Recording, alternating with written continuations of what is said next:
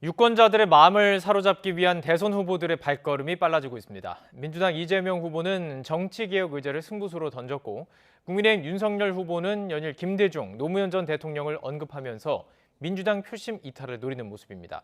현재 민심 흐름도 함께 짚어보죠. 나이트 포커스 오늘은 김민아 시사평론가, 김수민 시사평론가와 함께합니다. 안녕하십니까? 안녕하세요. 예, 자 말씀드렸듯이 여론조사부터 저희가 함께 보면서 분석을 해보고 계속 이야기를 나눠가겠습니다.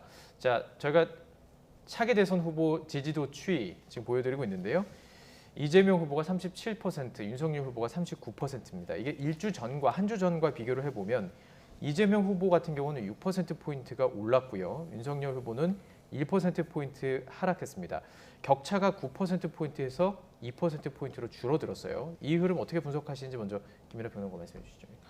이 조사의 경우에는 이제 여러 가지 의견들이 분분한 것 같습니다. 일단 지난주에 이재명 후보가 좀 상당히 낮게 나온 이 조사인데 원래 이전까지 흐름에서는 이 여론조사에서는 이재명 후보가 그래도 좀 이 높은 수치가 나오지 않았느냐 이런 분석들이 많이 있던 여론조사였는데 좀 낮게 나오다 보니까 그 원인에 대한 이제 논란들이 있었고 이번 주에 그런데 또 이제 좀 많이 오르다 보니까 왜 이렇게 되는 거냐 의견들이 분분한데 이게 뭐 지금 과학적으로 이게 왜 이렇게 된 거냐는 이제 규명을 할 수는 없는 것 같아요. 다만 이제 시나리오들이 있는 것인데.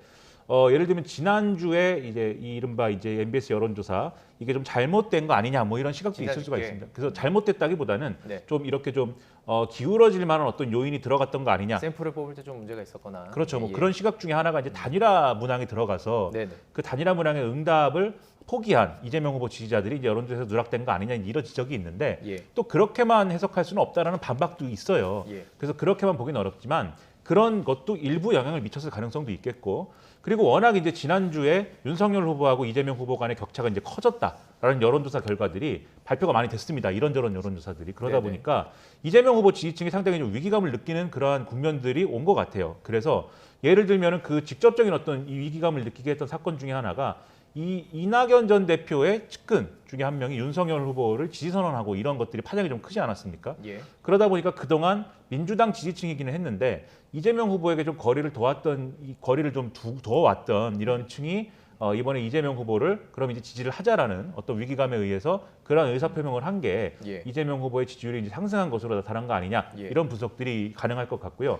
반면 윤석열 후보의 경우에는 지금 이제 지지율이 뭐 오르는 흐름으로 볼 수 없고 다소 이제 정체된 흐름이다라고 이 결론을 내릴 수가 있을 것 같은데 이게 아무래도 선거 막바지로 갈수록 특히 이제 안철수 후보의 지지율이 빠지면서 윤석열 후보는 꾸준히 이제 좀 양 진영의 결집과 더불어서 좀 상승세였거든요. 근데 좀 정체 시기가 된 것은 아무래도 지난 주말에 안철수 후보가 단일화 결렬을 이제 입장을 이제 얘기를 했기 때문에 그러다 보니까 이제 좀 정체 상태로 온 거 아니냐 이렇게 해석할 수 있는 여론조사로 보입니다. 다각적으로 지금 분석을 해주셨습니다.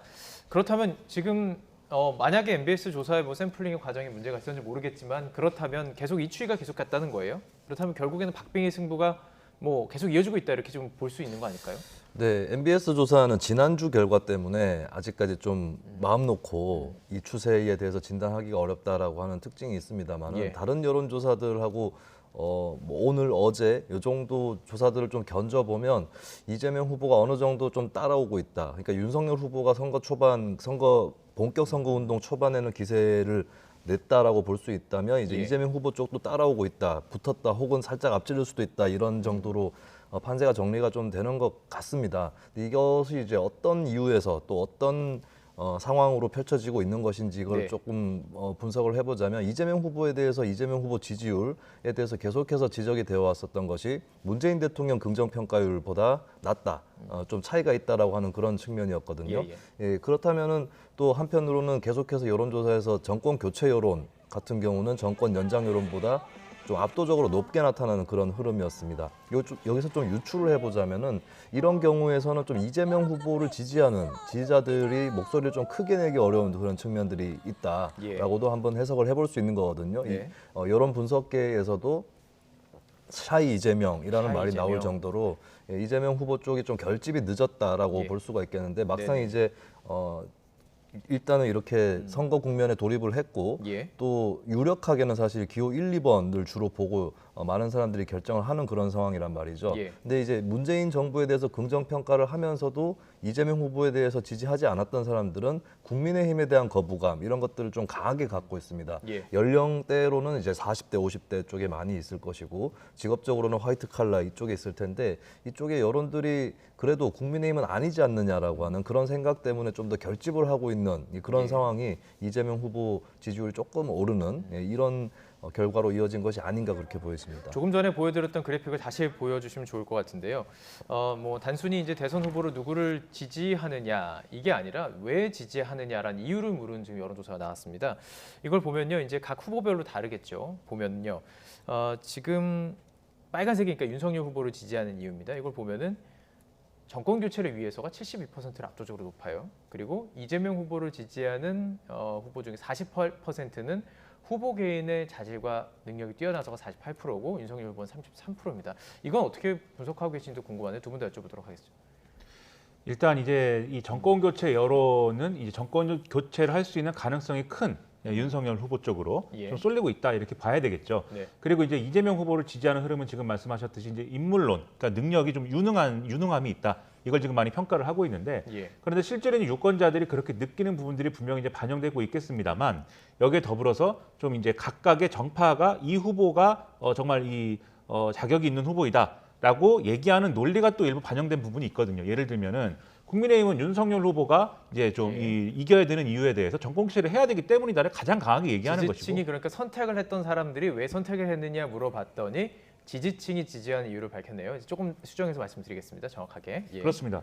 그리고 이제 이재명 후보의 경우에는 이재명 후보가 이제 이 더불어민주당이 이재명 후보의 어떤 강점이나 이런 걸 설명할 때 여러 가지로 유능함이 있다. 그리고 그런 것들이 증명이 돼 왔다. 이런 것들을 이제 얘기를 하기 때문에 그러한 것들이 이제 양 후보에서는 강하게 나타나고 있는 그런 상황인 건데, 다만 이제 심상정 후보라든가 안철수 후보의 경우에는 심상정 후보는 이제 내세우고 있는 어떤 정책이나 공약들이 평가받고 있다라는 점에서 그런 것들은 이제 쉽게 얘기하면은 심상정 후보가 진보적인 가치를 좀 어느 정도 그래도 잘 보여주고 있다라는 점이 이제 일반적인 어떤 평가가 이제 되는 것 같고요.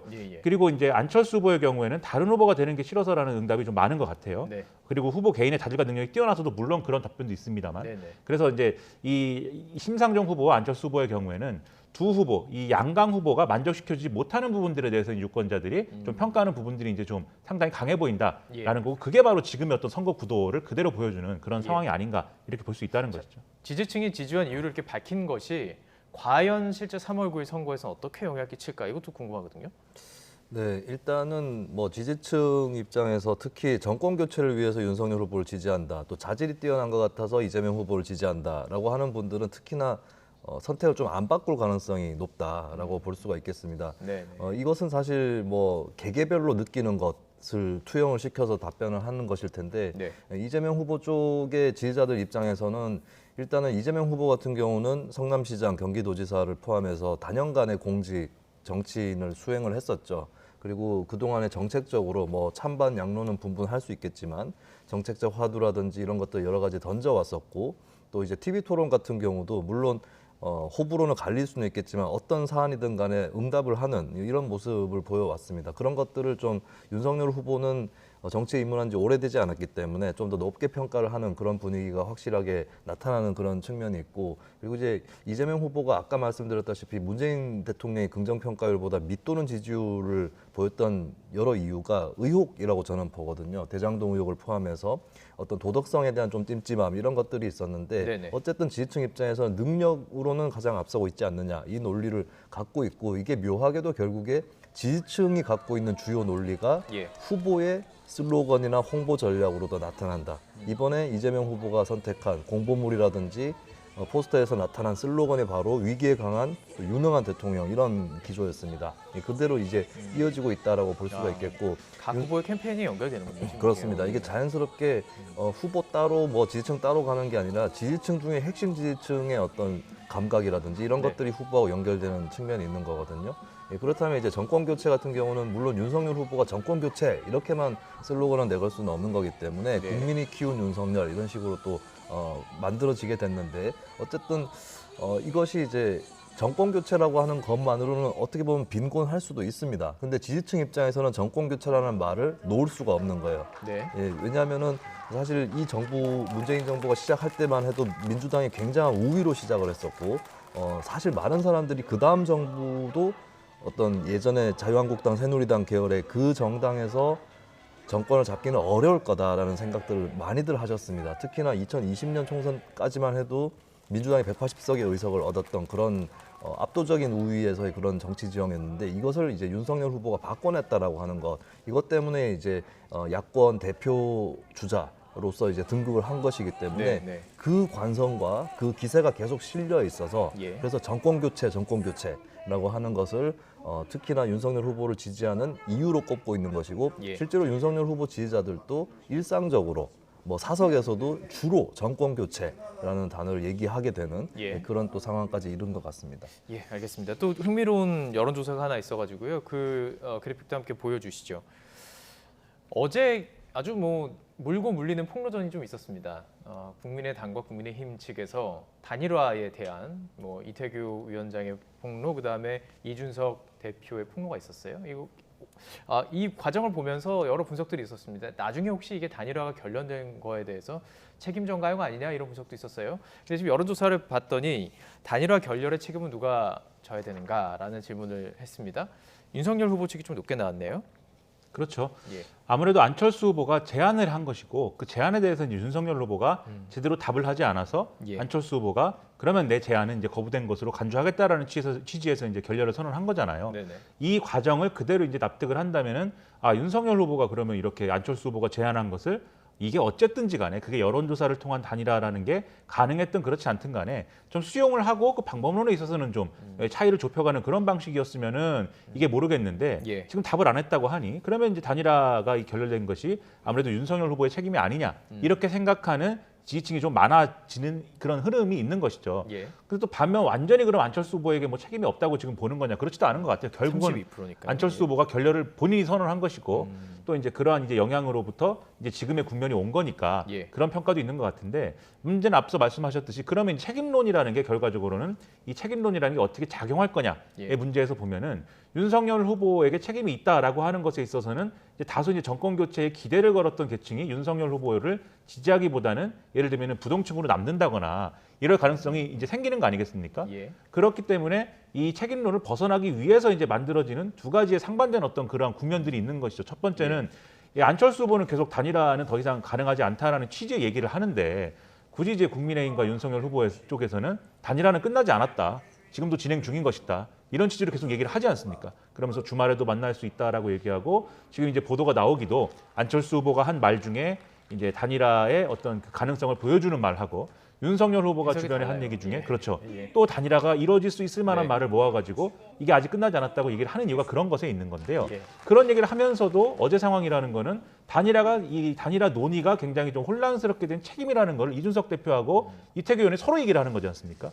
그런데 단일화가 끝나지 않았고 단일화가 진행 중인 상황이라고 하면 그렇게 단일화가 지금 논란이 되고 혼란스러운 상황에 대한 어떤 이 책임 전가를 서로 할 필요는 없는 거거든요. 네. 그런 모습을 보여주는 게 아니고 단일화에 관련된 논의를 계속 해가면 되는 건데, 예. 그래서 결론적으로 말하면 아까 말씀하신 대로 이 여론조사 결과를 봐도 그렇고 결국은 이제 책임이 누구에게 있느냐의 함정을 벗어나기 위한 그런 취지에서 지금 얘기들이 많이 나오고 있다, 이렇게 보이는데요. 그렇다고 해서 뭐 단일화가 완전히 물 건너갔다 이렇게 얘기하기는 또 평론가는 어렵죠. 그렇게 얘기하기가.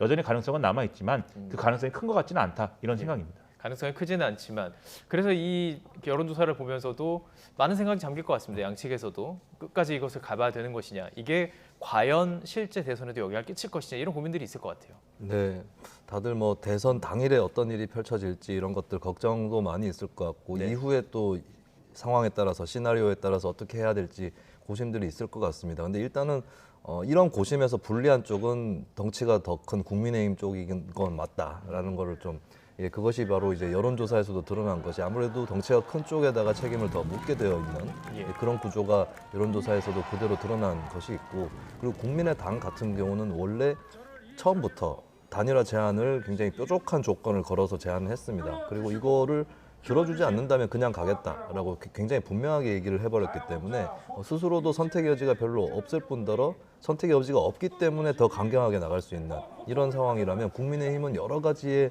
고려 그리고 거대 집단 안에서의 여러 가지 생각들 이런 것들을 다 조화시켜야 되고 사실 윤석열 후보도 이걸 어떻게 해야 될지 본인도 가닥을 못 잡았을 수도 있습니다.